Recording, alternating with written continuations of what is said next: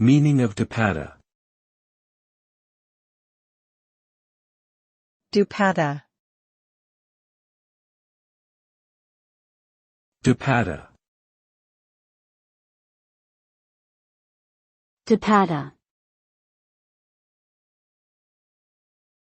Dupatta.